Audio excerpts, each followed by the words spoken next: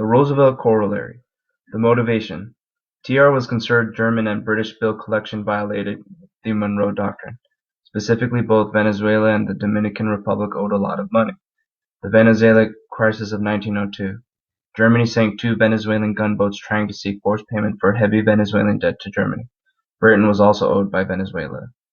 TR devised a policy of preventive intervention, the Roosevelt Corollary. The policy.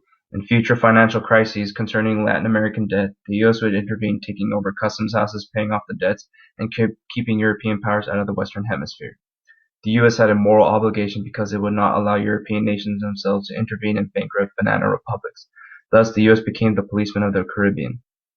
TR's policy was a radical departure, but its association with the Monroe Doctrine helped it to gain public acceptance. The policy eventually was used to justify wholesale interventions and repeated landings of U.S. Marines. In Cuba, the U.S. kept high tariffs against Cuban sugar at the behest of U.S. sugar growers. The resulting recession in Cuba, combined with discontent over the Platt Amendment, led to a Cuban Revolution in 1906. TR sent in Marines in 1906 who remained until 1909. The U.S. troops would reoccupy Cuba in 1917 during World War I and remain until 1922. The Russo-Japanese War. Russia and Japan went to war over issue of ports in Manchuria and Korea. Japan destroyed much of the Russian fleet. As the war dragged on, the Japanese ran short of men and money. TR was eager to prevent either side from gaining a monopoly in Asia, but did not seek war. The Treaty of Portsmouth. Both sides met at Portsmouth, New Hampshire in 1905. The Japanese demanded a huge indemnity and all of strategic Sakhalin Island. Russians refused to concede defeat. The agreement became Japanese gained the southern half of Sakhalin but no indemnity. For his mediation, TR received a Nobel Peace Prize in 1906. The negative aspects of the agreement were such that the U.S. and Russian relations soured that TR robbed them of military victory. Japan also felt robbed of its indemnity and blamed the U.S. for this.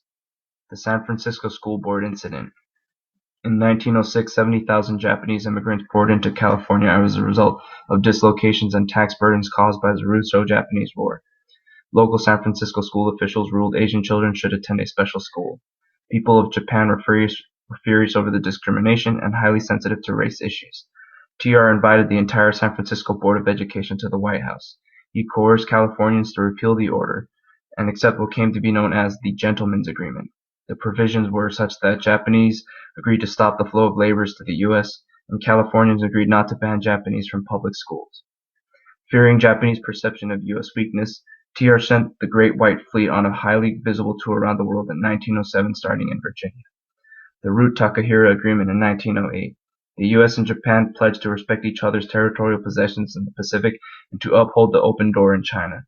TR regarded the voyage of his fleet as his most important contribution to peace. The Lansing-Ishii Agreement in 1917. The U.S. acknowledged Japan's special interest in China through reiteration of its open door policy. It aimed partially to reduce the German influence in and around China in World War I. Dollar diplomacy. There were 2 aspects. It was the using of foreign policy to protect Wall Street dollars invested abroad, and the using of Wall Street dollars to uphold foreign policy. Thus, dollar diplomacy supplanted the big stick policy. In the Caribbean, Washington urged Wall Street bankers to pump money into Honduras and Haiti to keep out foreign funds. Ultimately, the U.S. sent forces to Cuba, Honduras, the Dominican Republic, and Nicaragua to restore order. Imperialism under Wilson. Wilson hated imperialism but invaded more countries in Latin America than any other president. He kept Marines in Nicaragua, making that country in effect a U.S. protectorate. U.S. forces were sent to Haiti in 1914 and 15 when Haitian president was torn to pieces. In 1916, U.S. Marines sent to the Dominican Republic when riots and civil war broke out. In 1917, the U.S. purchased the Virgin Islands from Denmark.